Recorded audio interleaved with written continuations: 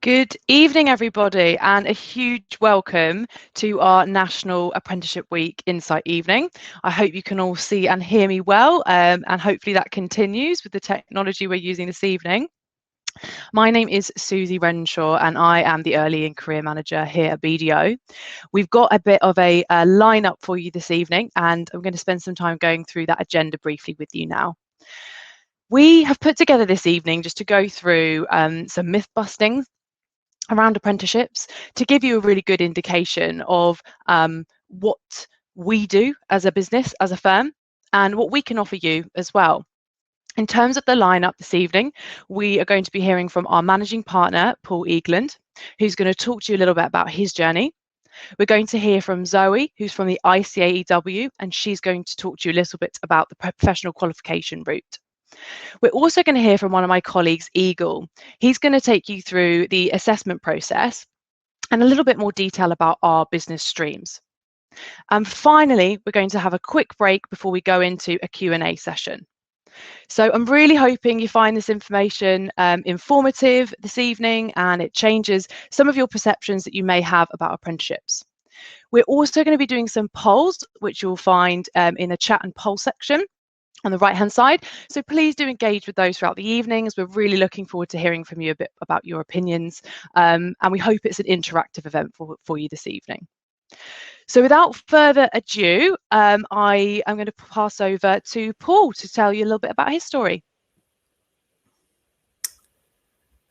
Susie, thank you very much, and good evening, everyone. And just to echo everything that Susie said, so look, this is a real great opportunity for us to share some insights about what really goes on in the world of work.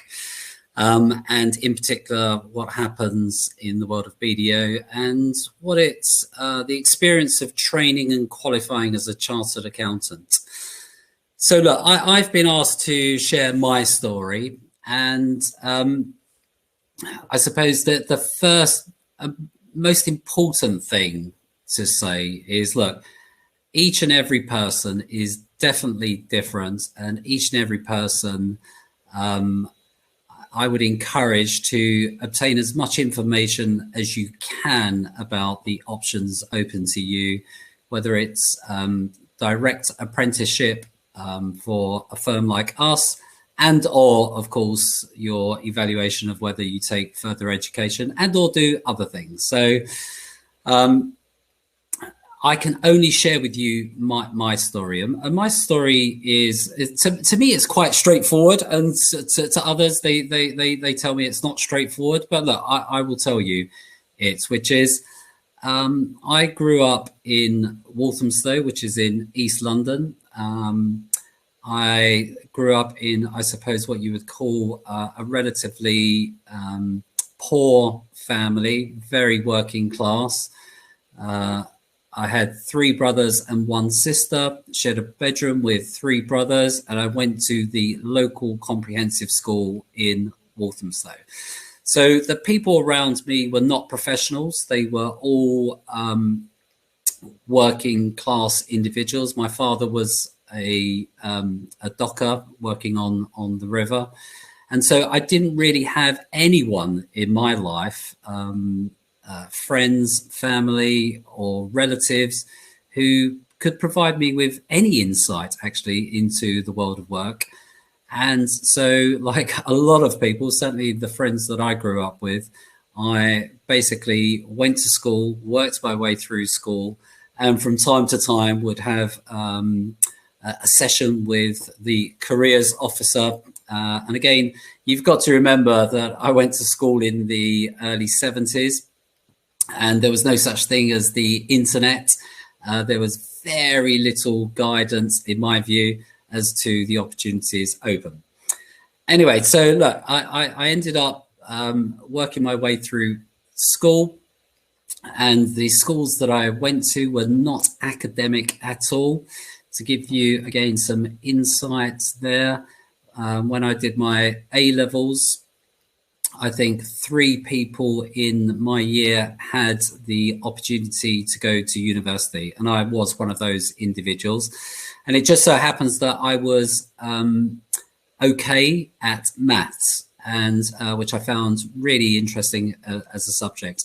So as I got to probably what is your age now, so I was 17, 18, I started to try and evaluate what I was going to do with my life. I spoke to my parents that didn't have any background or knowledge about either going to university and or working in an office. We had no one in the family that knew anything about that. And I just assumed actually that, for example, accounting was, and you see this now, if you go down the local high street and you might see the local estate agents, and above that estate agent, you might see some gold lettering, which is normally either a local accountancy firm or a local law firm. So look, I ultimately looked around, and it just so happens that I left school when we were, Margaret Thatcher was the Prime Minister, and unemployment in the country was really, really high. So someone said to me, do you want to apply for university? So I did, and I did have an offer, but none of my friends were going to university. And as I say, I didn't know anybody that went to university. And the alternative for me was to actually go to join the army, and or go in to join an investment bank, and or join an accountancy practice as equivalent to what you're potentially looking at, which is early in careers, where I did spend some time in college, but then I joined a firm and I did my professional exams whilst at the firm. And it was quite a shock joining the workplace. I had to buy a suit. I don't think I had a suit, and that was very weird to even just buy a suit. And I can remember turning up into the office, and I really didn't know or understand, and definitely didn't appreciate what the accountancy world and training as a chartered accountant involved, and or actually the opportunities that it opened up to me. And I've got to tell you, one of the most amazing byproducts of all of that is that I have had such a privileged career. So I've now been with BDO for 34 years. Over that time, I started to specialize in taxation services. Then you gently work your way through your ranks. You spend time with clients, obviously supervised and supported early on, but it's not long at all before you're speaking directly to clients, meeting with clients, helping them deal with their issues, leveraging the support that you have, both in terms of training in an organization and, of course, all of the technical support that you've got around you. It's a lot to absorb when you join the workplace, and I think that that's true whether you join as an apprentice and or if you join post university. But the great thing again about joining an accountancy firm is that you're joining with plenty of other people as well. You definitely make lifelong friends. I met my wife at work, etc., etc. So over the years, I stayed with BDO. I progressed through the ranks of becoming a qualified chartered accountant. I then also took some tax exams, which meant that I had dual qualifications. I then progressed to manager and then director. And eventually about 20 years ago now, I became a partner. And again, since becoming a partner, I've had all sorts of experience. I now sit as the managing partner here in the UK, but also sit on the global board. And it's just endless. And sometimes people will say to me, that's an amazing thing that you stayed with the same organization for 34 years, as if it must by definition be boring because you've been with some organization so long. But you have to also remember, when I joined BDO 34 years ago, it was 35 partners and about 400 staff. And now in the UK alone, we are 350 partners and 6,000 staff. So the whole of my career has been in an organization which itself has been developing and offering up opportunity after opportunity. And look, that's all I really wanted to say now, which is really to prove that and maybe bust that myth that there might be an assumption that the managing partners or the senior partners in an organization, in a large accountancy firm, are all high-end graduates of a certain backgrounds with lots of confidence, etc., etc. Well, my journey was not like that at all, but it's been a brilliant journey, and these environments are very, very welcoming, and let's hope you learn a little bit more about them this afternoon, and think of us when you think about your options and your future. So I'll now hand over to Zoe, and I'm back with you later for questions. Thanks, Paul.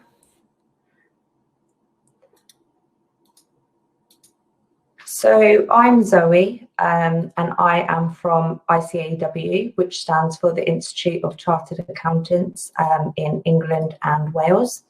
And part of my role really is to speak with students just like yourselves about the different options that are open to you once you finish your studies. So today I'm going to be speaking to you about who ICAEW are, what our ACA qualification is. I'll be showing you the exciting career opportunities open to you and the different kind of routes you could go down after you finish your studies to get to these careers. So it'd probably be best if I started off by talking about who ICAEW are. So we are a professional membership body, and we're the body that offer the qualification some of you may have already heard of before, which is the ACA, and that stands for Associate Chartered Accountant, and that's the qualification that enables you to become an ICAEW Chartered Accountant. So we are a big community. Actually, 30,000 students are currently training for their ACA, and we also have over 156,000 members, and they act as a huge support network, offering their kind of support to students throughout their studies. So it's just kind of one of the reasons why our pass rate is so high. So actually over 80% of ACA students pass first time, and 90% of students qualify in 4 years or less. So it's not because the qualification's easy, it's because you've just got that huge support network behind you. So you're probably thinking right now, what has all of this got to do with BDO?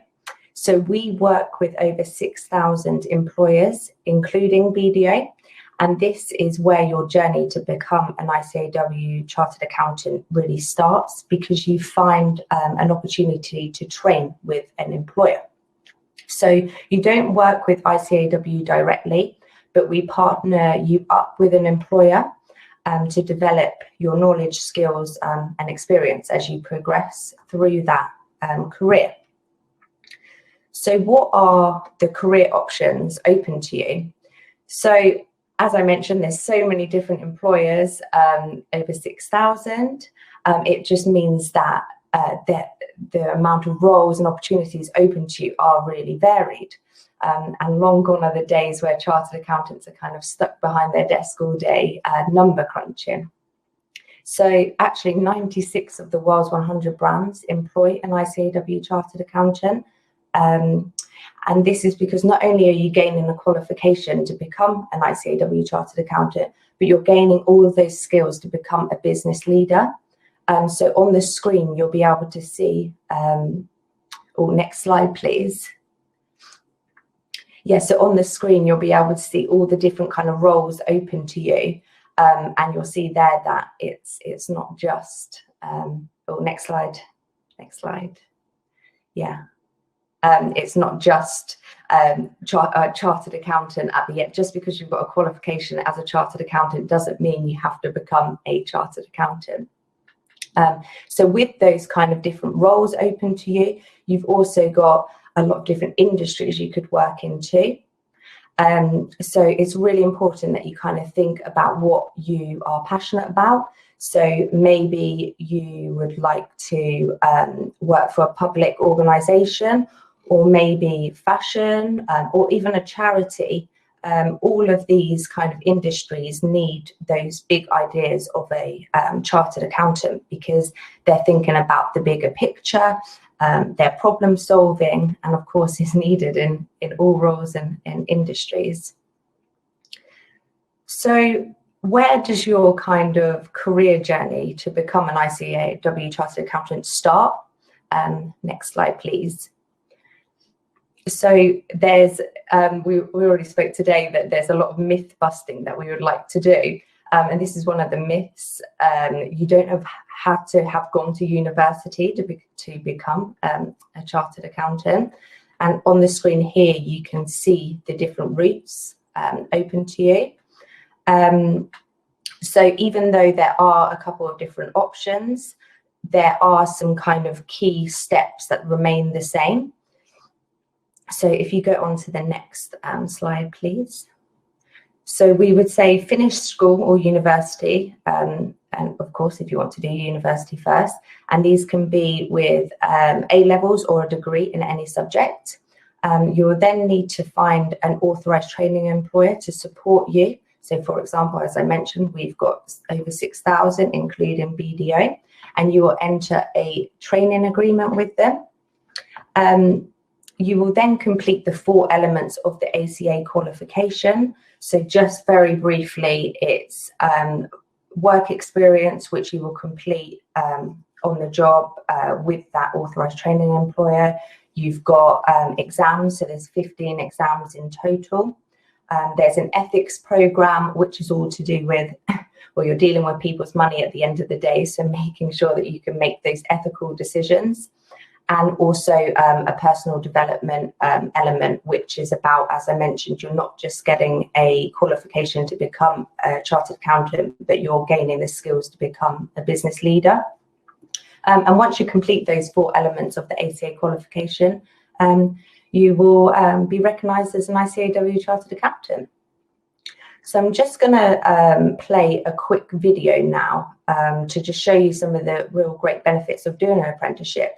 And you'll be able to see as well that we have 2 apprenticeship routes, the level 4 and the level 7.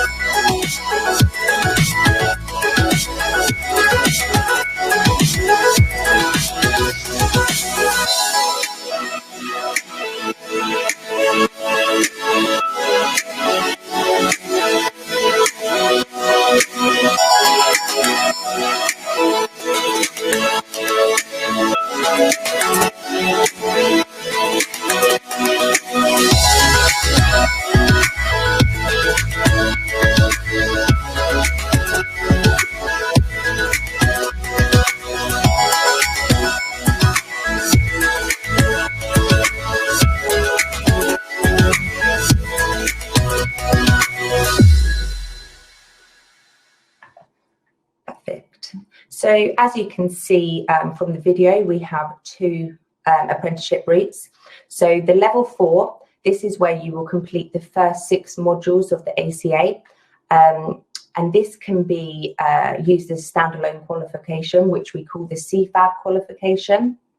But if you want to continue, it puts you in a really good position to secure a training agreement with one of those authorised training employers that I just spoke about. and you will then complete the remaining elements of the ACA qualification. So there's no set entry requirements for level 4, but you must have GCSE passes in A to C, and that should include English and maths. Then you've got the level 7 or school leaver program, which we also call it. And this is where you complete the ACA qualification. The structure of the ACA is exactly the same as if you were to get a degree first. It would just take a little longer, so 4 to 5 years rather than 3 to 4. And for the level 7, you must also have 2 A levels, grade A star to E, on top of those GCSE passes. So yeah, that's a real whistle-stop tour of who ICAEW are, the different kind of careers, opportunities open to you, and some of the apprentice routes that you could go down. I'm going to now pass you over to Eagle. Thank you, Zoe. Just briefly, who I am and what I'm going to talk to you about. As Susie mentioned, I work in the early and career team here at BDO, and I'm a resourcing advisor, which means I look after our trainee recruitment and also our summer programs. I'm just going to talk to you a bit more about what the programs are like here at BDO and give you an insight into the recruitment process as well.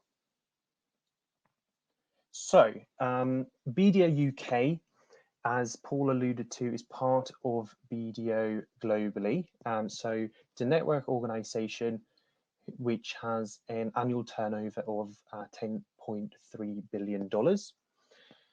We have 1,600 offices across 167 countries. So we actually have a wider reach and than any other accountancy firm in the world. BDO UK, if we go to the next slide, have, as Paul said, 6,000 staff and 350 partners across 18 offices in England and Scotland. That makes us the 5th largest accountancy firm in the UK, and we're the biggest in the AIM listed market, which means that we work with and are experts in working with sort of small and medium-sized enterprises. Our clients range from private individuals up to some of the biggest organizations in the world, but our expertise lie in those small, medium-sized enterprises that a lot of us interact with on a daily basis. BDO UK, we're split in 4 different streams. So when you apply to a team, you're applying to a team within one of these 4. So it's advisory, audit and assurance, tax and business services and outsourcing. I'm just going to spend some time with you to go through all of those in turn. So advisory, we have 1,600 employees there and 105 partners.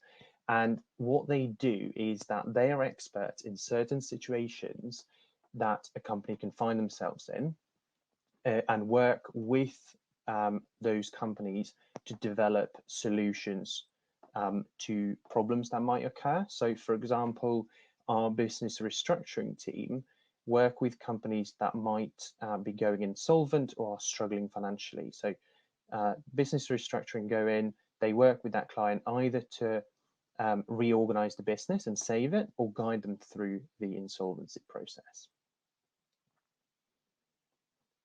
Business services and outsourcing is a fairly small stream, but it's one of the ones that are growing the quickest. So we have 528 employees there and 16 partners. And what they do is that they offer outsourced services to clients. So a company would normally have an accounts department or accounts function internally. Some decide not to, and instead of doing all of that work themselves, they get BDO to come in and do it for them. The alternative is the business planning and advisory team, who work with our clients to help them grow and work with them sort of on a forward focus instead. The biggest stream by far is the audit and assurance stream. So here we have over 2,200 employees and 122 partners. And what they do is that they help audit companies.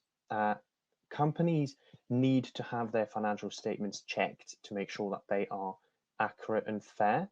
And our auditors then go and help them do that and look through and make sure that the financial statements are right.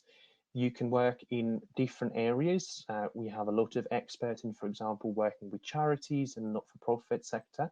Or you have slightly different assurance teams, such as technology risk assurance. They work in sort of between audit and technology. So they work with clients on their financial reporting systems and make sure they're up to scratch. And that's where a lot of the changes that we're seeing in the accounting market is happening with that data-driven insight. The final stream then is tax. So tax advisors work with clients to make sure that they pay the right amount of tax, essentially. We have over 100 partners and more than 1,000 employees who work in tax, and they work on things from human capital tax, which is making sure that companies pay enough or the right tax that relates to their employees. Or you have private client services. So private client services, they work with high net worth individuals who would benefit from tax advice themselves. I spoke to one of our directors who work with private clients, and she, for example, she worked with a client who bought a private island. So there is a lot of different kind of things to work on also within tax.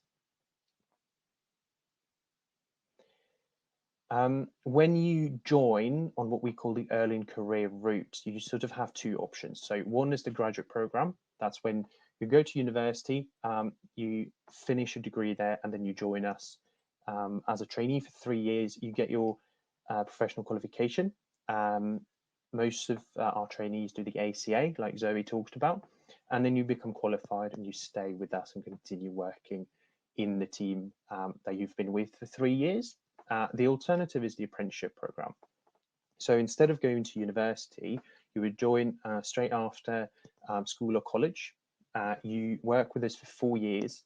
You then get your qualification and you continue working. So if you're 17, 18 and considering going into accounting, there are two sort of main routes into it. So you either spend 3 years at uni and then 3 years as a graduate on the program, or you do the apprenticeship program in 4 years instead of spending 6 years by going to uni.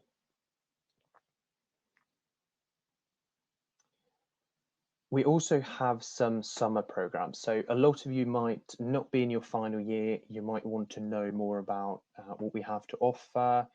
And we have some opportunities now that are live on the website. So for school students, we have Explore BDO, which is aimed at year 10 and 11.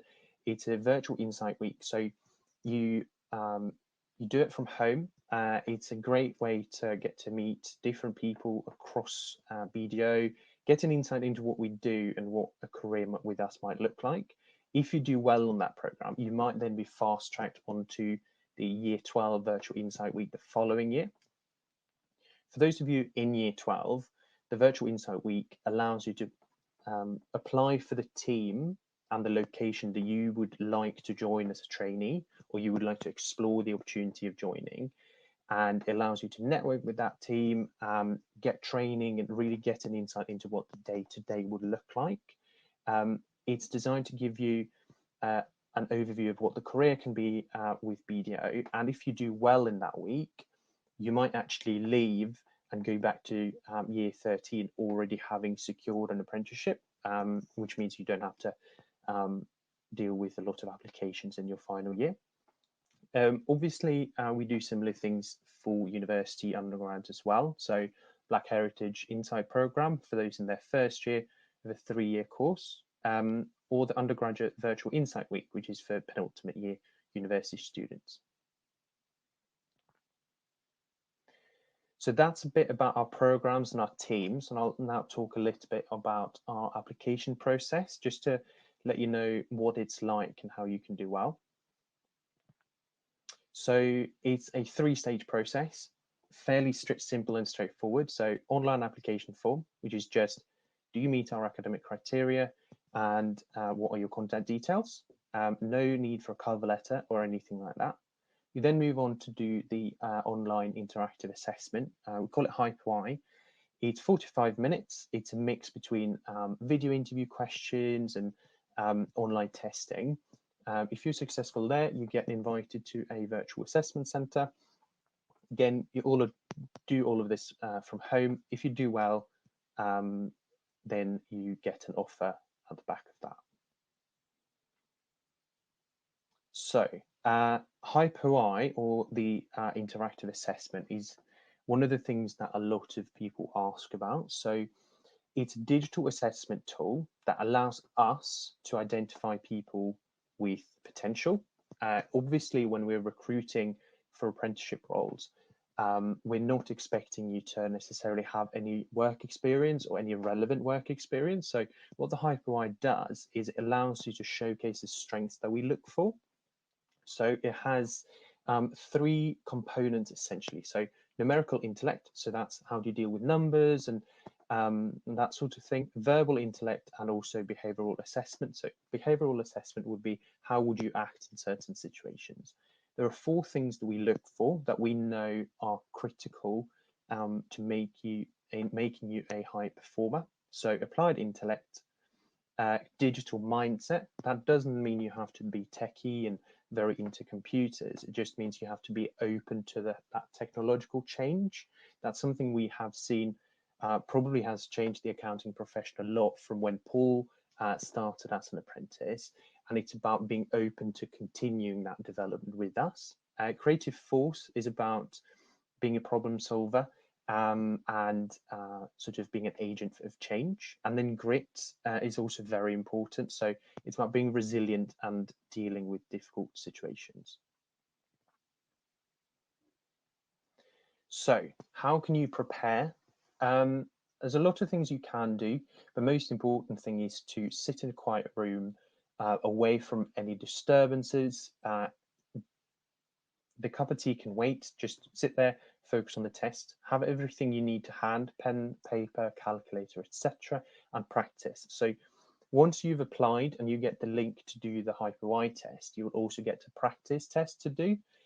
Do that one a couple of times, just so you get a feel for what the questions are like.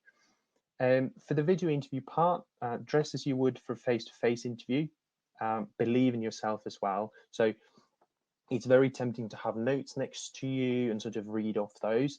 That doesn't mean you'll do well. Actually, a lot of the time that can hinder your performance. So take all those notes, put them away, ideally out of the room, and just keep an eye on the time as well and answer the questions in the way that feels right to you. Then, if you make it through the HyperY stage, you might be invited in for a virtual assessment centre. It all takes place online, and we start off with welcome and intro. Myself or one of my colleagues will be there to help you out. If you have any questions or anything like that, that's what we're there for. You then have the group exercise. That's an important part because our colleagues, we work in teams a lot, and we want to see that you can work in a team. It's not about competing with the others. It's not about trying to look better than the others. The key here is to make others look good, because if you're able to bring the best out in someone else, that will make you look good too. There's also an interview, so that's with a partner or a senior member of the team. There's a written exercise and a presentation and SWOT analysis as well. So, hints and tips for the virtual assessment centre. Work as a group. As I said, there's a lot of that if you become an accountant. So get used to that and show that you can work in a group well. Do your research on the role as well as in BDO. When you're dealing with partners or managers, they want to see that you're really motivated for the role and you know what you're applying to. So do your research, have a look on our website, have a look at the Talk to Us part of the website as well. There you can interact with some of our current trainees and other employees, and just be really clear with yourself on why you're applying. Ensure you cover all of the objectives given to you on the day. Again, dress as you would for a face-to-face interview, and get the little things right. So make sure spelling and grammar is correct in everything that you submit. Finally, though, and most importantly, be yourself. If you're yourself, you will do better, and we want to get to understand you. So in addition to those things, it's important to keep our competency framework in mind. So this is a framework that applies to everyone here at BDO. So I work with this framework. I look at how do I collaborate, how can I do better, my communication skills and my business thinking as well. This applies to all of our trainees, managers, partners. This is what Paul will be using as well for his own review. So this is very important, and this is forms part of what we look for at Assessment Centre. In addition to that, I think it's important to know what our values are. So we've just changed them. They've just been, well, not changed, but they've been updated. So now we're looking for people who are bold, responsible, collaborative and genuine. I think for me, the one that stands out is being bold, because it's not the word that many think of when they think of accounting, and it just shows that as a firm, we are committed to that and committed to sort of staying at the forefront of the change that's happening. So personally, I think that's the value that resonates the most with me. That's it from me. If you are interested in knowing more, visit the website. I certainly need a drink of water now, and I'm sure you all can do with a break as well. So we'll just have a 5-minute break now, and then Susie and the panel will be back for the panel event in a bit. Thank you. Welcome back, everybody, from your tea break. I hope you managed to get some refreshments. And we are now going live, obviously, with our Q&A panel. So as you all know, when you registered, we asked you to submit some questions. And we've got our wonderful panel here today. We're going to start just going around the group. Obviously, we've already heard from Paul, but we'll start with Millie, and we'll just get some brief introductions to who everyone is, and then we'll start going through some of those questions. So Millie, over to you. Do you want to do a brief introduction? Yeah, so I'm an audit trainee at the moment. I joined in November 2020, so I have done all of my training virtually online. And yeah, so I've not even been to the office properly yet. And we're going to talk to you a little bit more about that later, just to give everyone a bit of an idea about what that's been like for you. It's been odd for all of us, but starting a new job in that environment is really interesting. So we're going to ask you some questions about that later. I hope that's okay. Theo, did you want to do a brief introduction? Yeah, hi everyone. I'm Theo, based in the Midlands. So I joined BDO as a school leaver, so I didn't go to university, back in 2014. So I did what was a 5-year program back then, and qualified in December 2019, and was grateful and lucky enough to just be promoted to assistant manager. So yeah, I've gone through the whole process from starting to qualification. So, yeah. Well, congratulations, I think, from all of us on your promotion. And again, it would be great to hear a little bit more about your experience in one of the regions as well. It's great to have a good representation here today. So thanks, Theo. Okay. Joe, we'll come to you next. Yeah, hi everyone. I'm Joe. I'm an audit partner based in our London office, and I lead our international sector. So a team that gets to, in normal circumstances, work all around the world with lots of different clients, but this year we've been very much locked in our homes. I joined as a school leaver actually back in 2006, so definitely got some age under me there, but I made partner back in 2018, and I actually joined and trained one of our regional offices, so what is now the Gatwick office. So I've seen both the regional part of the firm as well as London, and can so speak about them both. Good. We will probably be picking your brains on that later, Joe, and to hear a bit more about your journey as well. I'm sure our viewers today will be really fascinated to hear about that. So thank you, everyone, for your introductions. Obviously, you know who Paul and I are. You've heard a little bit from us this evening. We're going to dive into some of the questions now, and everyone, of course, is welcome to chip in. Guys watching at home, please do feel free to use the chat function as well. Just to let you know, we will be having more informal Q&A later, where we'll be split into little groups, and you'll be able to talk to us directly. So for the time being, we'll be using some of the questions that you've submitted. So the first question on the list, Paul, and I'm sure you'll be expecting it, is a little bit more information about how BDO has adapted to COVID, because it's been a really weird time for us all. But as a large firm, obviously, we've seen some changes. Did you want to talk a little bit about that? Yeah, thanks, Susie. Can I just check, Susie, so are you a graduate or are you a school leaver? That's a good question. So I'm actually, as part of the early and career team, a manager, but I did go to university, didn't join a graduate program, but just, you know, was hired on in. Interesting. Excellent. So there's four of us non-grads, and you're the grad chairing us. Yeah, who's what's the comparison? Who's better?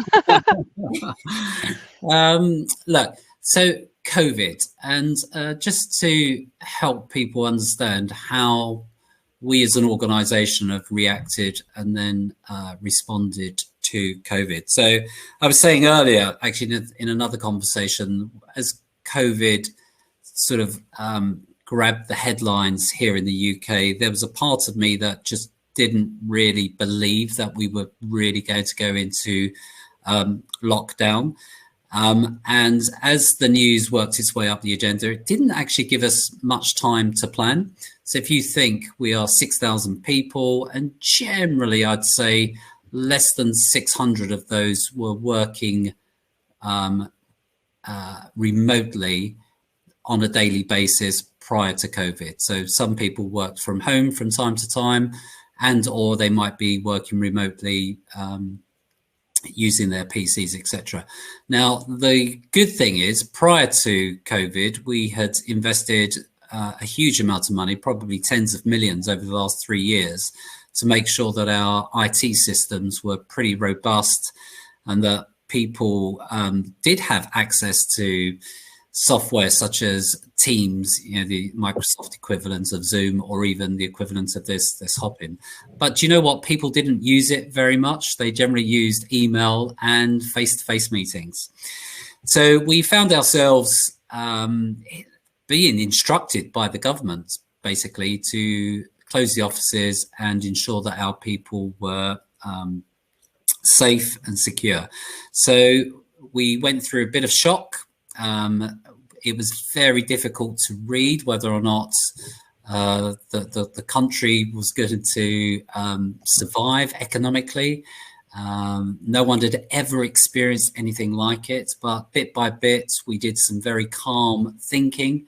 We focused on the well-being of our people, and we rolled out the right computers to people pretty much overnight.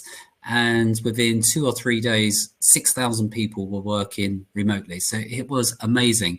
And we were super nervous that the system would collapse. But thank God it hasn't. Here we are. Here we all are. And here we all are. But look, then over the months, what has happened is we've kept very close to government guidelines, really made sure that we have looked after the well-being of our people, and that's both physically and mentally, which everyone would be aware of. It's caused a lot of mental stress, and we're really conscious of that. And we've been very surprised how resilient our clients have been, because of course we are dependent as a business to generate income by servicing our clients. And if our clients go out of business and or defer the work that they normally commission us to do, that means that income is not coming into us, and then it gives you the obvious equation of challenges whether or not you can keep our own business running. The great thing is, and Eagle mentioned it, the type of businesses that we generally advise, they're very entrepreneurial, very resilient, and they have reacted and responded brilliantly. And in fact, we've won millions of pounds worth of new work from people virtually that we've never met during the lockdown. So we've worked our way through the lockdown, and here we are in February, and we've done a lot of thinking actually about what the future will look like, because an unexpected but very positive byproduct of the pandemic is that we have really realized how much trust we've all got amongst one another. In terms of historically pre-pandemic, people kind of wanted to see you in the office, and it was only if they saw you in the office that they kind of really believed that you were doing your work. Whereas now, clearly, everyone is demonstrating that they can work to their own agile timetable. Those with childcare can work around difficult times. And it's been amazing how positive people have been. And now we're starting to plan what life will look like post-COVID. So we know the vaccine is being rolled out. We can see light at the end of the tunnel, and we want to retain all of the great stuff that we've learned, i.e. the ability to work agile through PCs and through Zoom and through meetings, and that we trust one another, and we don't always have to be in the same room to feel that we're definitely on the same page. We can communicate over the airways, and we're very confident that the offices of the future will look different. They'll look much more like a trendy cafe bar where people will have little areas and collaboration areas, but also areas where people just need peace and quiet, and or of course meeting with clients. So we're taking everything that is good, to the extent you can ever make that statement, out of COVID, and we're going to build it into a very powerful, resilient business of the future. Thanks, Paul. I'm looking forward to hearing and seeing more, as BDO grows and changes. It's been really interesting time to be with the firm. Obviously, Millie, you've recently joined us, and you joined us virtually. So naturally, I'm going to come to you and ask you to talk to us a little bit about how that felt for you with the tech and joining a company completely fresh. Yeah, so I mean, naturally, it's going to be really strange. But especially because I'd never ever worked from home before. My previous jobs, even throughout the first lockdown, I was going to work. But I will say it has been good in terms of getting used to the work-study balance. So like I said, I don't have the commute time. It's definitely given me a lot more time to sort of get used to that, if that makes sense. And I have more time in the evenings to do my study and things like that. The only thing is that it is slightly limited in terms of meeting my colleagues, but BDO have been really great with that and given us so many opportunities to sort of network with like the other trainees that are in the same position as me. I know that I've got a group chat with all my college colleagues as well that learn my first unit together, so we kind of bond and talk about everything going on really. And yeah, so it has been very different, but at the same time it's also given me the opportunity to get used to it a lot quicker. I know with lockdown, my first exam I passed, I think, at the beginning of January, and there hasn't really been much else for me to do other than study. So I guess that's a positive. That is. It's great that you've managed to get some study time at home. You've talked a bit about some of the social activities that you've done. I don't know about you guys, but we've had our fair share of quizzes. Has anybody else? I open the floor to Millie, Joe, Theo, and Paul. What else have you done from kind of social events virtually? Yeah, so I think BDO has always been a place where people are key, and that social aspect has always been around throughout the previous lockdown and during lockdown as well. So there was, in the Midlands, I know there was a lot of Friday quizzes, as you mentioned. So a lot of team events, a lot of quizzes, and also just networking and getting to know people that you might not normally get to meet. So we ran something called Employee of the Day, where you would send in 5 things about yourself, and then that will get circulated during the day. And that's just a quick way to kind of get to know someone and socialize in that aspect. Yeah, it's been good. Brilliant. Don't know if anyone's heard of Drawasaurus, which is an online Pictionary. If you haven't, I really recommend that as well. So, yeah, Susie, the only thing I would add is, and again, it's interesting, isn't it? When humans are faced with diversity, it's a lot of people become quite innovative. And one of the things that I think it was an individual in our innovation and digital group, he created something called Coffee Connections, where with an app. But again, pre-lockdown, that didn't exist.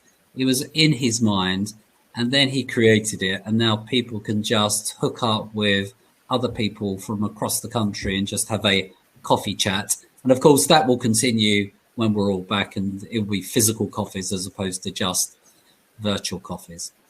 Absolutely. I do dream of going back to Fibs and grabbing myself a nice fresh coffee. So any day now, I can feel it coming on. Thank you so much for sharing, everyone. Millie, I'm going to come back to you briefly because you've talked a little bit about your virtual journey. Lots of our viewers will be thinking, okay, well, I might consider, a career in accounting, but what does that actually mean on a daily basis? What will I be doing?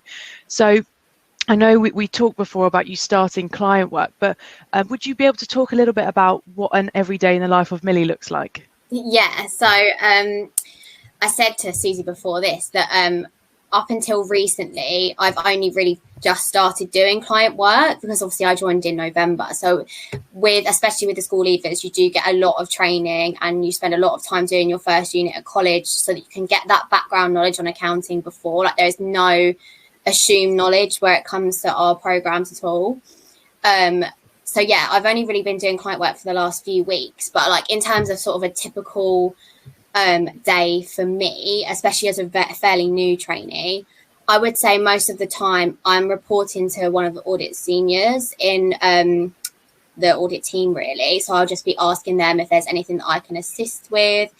Quite a lot of it will be Teams calls, them running through with me how to do basic audit testing, liaising with clients. Yeah, that's it really. Great, and lots it really of meetings. Depends on the client that you're working on at the time. That's the good thing I really like about audit and this role is that not one day is the same, it's all different. That's great, thank you. And Theo, obviously you're kind of at the next chapter now with your promotion. What's different now you've qualified? I think what's different is probably the aspects of the job that aren't just kind of accountancy based and audit focused. So being a assistant manager now, I've been an opportunity to get involved with kind of the people manager side. So dealing with new joiners and other counselees and my peers to make sure they're on track and happy with their workload and well-being as well. And also, like Millie mentioned that, yeah, no day's the same. So it could be one day I'm working on, a report for a client or in-client meeting. And then the next day, you're working on kind of a tender to try and win some new work. So there is that variety. So yeah, it's great to have that variety. Sounds like there's a lot of diversity of work. I mean, that's something that provides us something new to look forward to every day. So that's really interesting. Theo, now you know what you know. Yeah. What advice would you give? I'm putting you on the spot, but what advice would you give your younger self? Yeah, I think it's a really interesting question. And I think looking back, I think it's at day one, it was quite daunting for me joining at 18 years old, large accountancy firm and being in that professional environment. But I think you've just got to remember in the back of your mind that you've got to trust the process. There's been people that have done it before you, and there'll be loads of people that come and do it after you. So if you follow the process and trust in the process, it's kind of as cheesy as it sounds. The amount you'll learn in over those years, you'll be astounded when you look back at it. I think the second thing I'd say is always be yourself and show that personal side. I think sometimes people forget that everyone's human at the end of the day. And although we're in this professional environment, I think since lockdown as well, we've had more opportunities to try and show that personal side, and bringing that personal side out into work always helps, because we don't want people that are all the same across the business.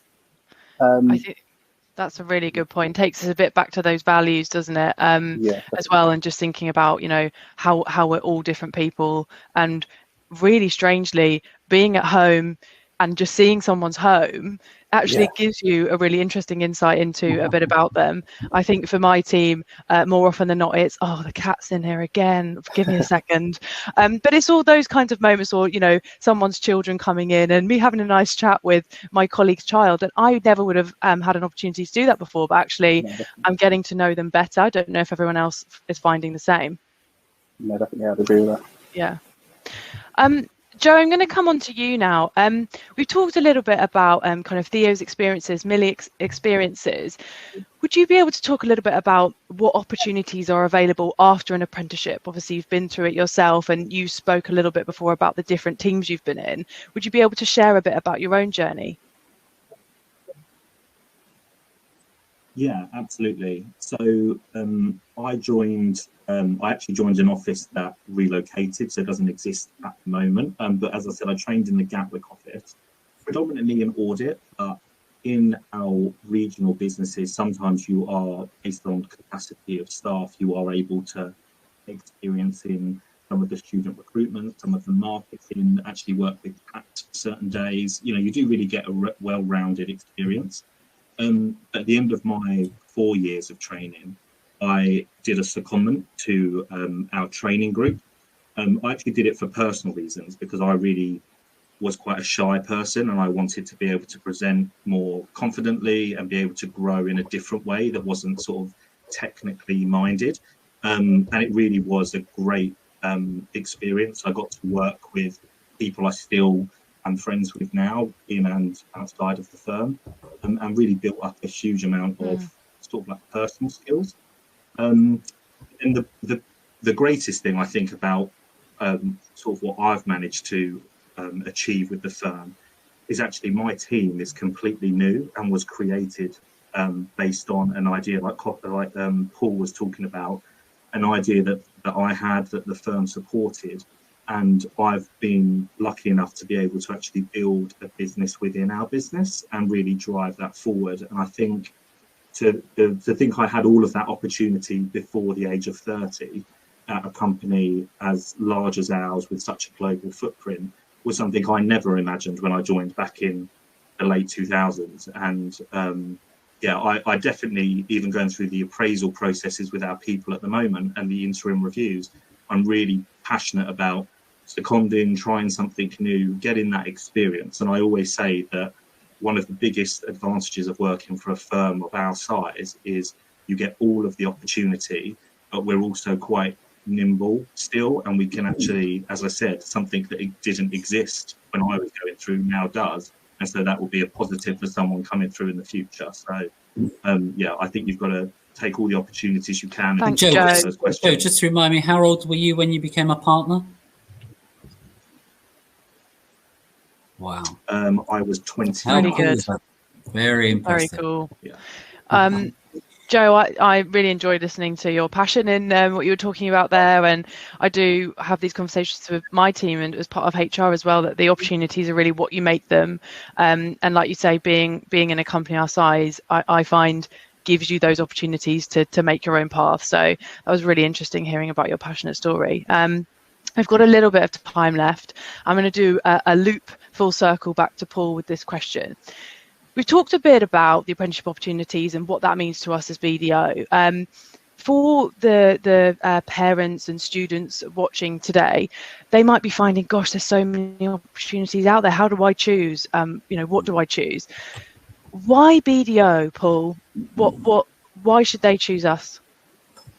Well, look, I'm obviously very, very biased, but I'll tell you a little bit more about my own story, which is I can remember going for 4 interviews over a period of 2 days. And the other firms that I went to were larger than BDO was in those days. And I distinctly remember, and of course, the challenge is at a point in time during interviews or even online meetings, etc., you're meeting only one, maybe two people, and based on that experience, can you definitely feel comfortable that the person you've met is representative of the culture and the other people there? And I'll always remember those 4 interviews. And I won't talk about the negative ones. But again, you've got to remember, this is back in the day when not being a graduate was almost a bit of social experimentation, that somehow they were going to be doing me a favor by giving me a job, which sent the very wrong signal. This is with the other firms.